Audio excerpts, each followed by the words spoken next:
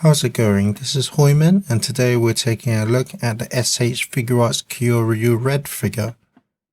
So the front packaging, you have a nice window display, and it's cool that it has the pattern from the same suit. So it's cool it has that design, but you can still see the figure inside with all the accessories. And you have the logos and name, and then the figure here, a bit more on the side, and then similar on the other side, just the name and top, legal stuff on the bottom, and then the back, which has various poses of the figure and what he comes with. And then to open the box, you just lift open the side flap and pull out the figure like so. So first you do get some instructions showing what the figure comes with and how to operate the accessories. Very self-explanatory. And to open the figure, you just lift open the front cover,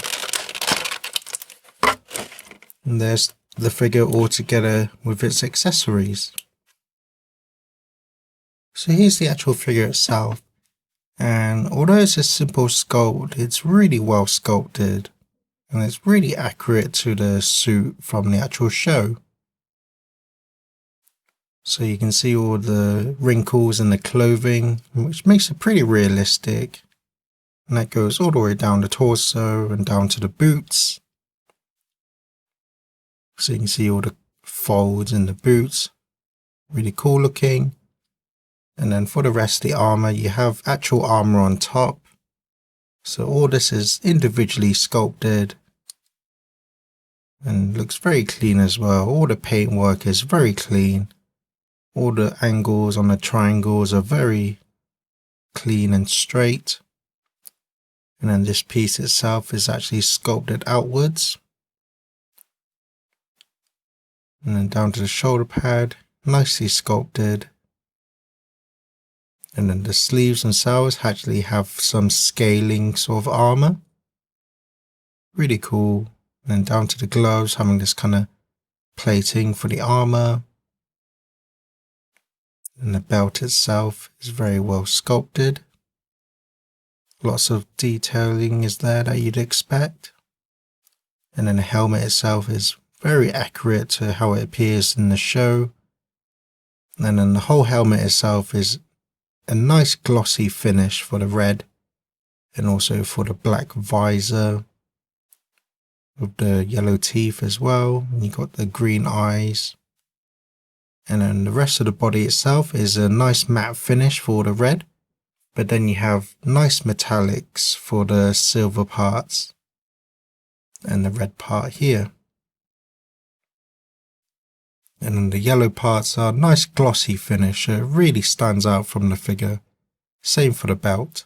So for articulation, the neck is on a double ball joint, so you can look down that much, look up that much, tilt his head side to side and also twist.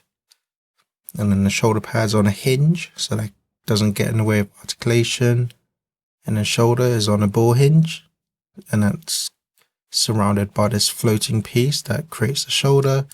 So you can move that however you want, but due to the sculpt of the torso on the front and the back, it does get a bit restricting, but it shouldn't be too much of a problem. And you can bring his arm out all the way out to the side, as well as go forward and back. But because of the torso, you can't really bring his arm straight forward, it has to be at an angle. But he does have the bicep swivel as well. He's got double jointed elbows. And then he's got ball jointed wrists. And then the torso is on a double ball joint. So you can lean forward about that much. And lean back that much. And then lean side to side and also twist. And although the torso is sculpted on different levels on where the torso actually ends, it doesn't really impede any articulation. And you can also twist. And then the belt itself is on a hinge, so you can move that around however you want. And then the hips are on a pull down method, so you can pull down his leg and then really kick forward and kick back as well. You can go out to the side. And it's also on a swivel as well. And he's got double jointed knees. and then ball jointed ankles, and go back that much, forward that much. You can lean side to side and also swivel, and then he's got the toe hinge. So he's got all the articulation you'd expect a Figuarts figure to have, and because of his more simple design, he has a whole lot of range of motion in pretty much all the joints. The only restricting is that I already mentioned is in the torso due to the way it's sculpted, but it really shouldn't be too much of a problem. That's the figure. Let's take a look at the accessories.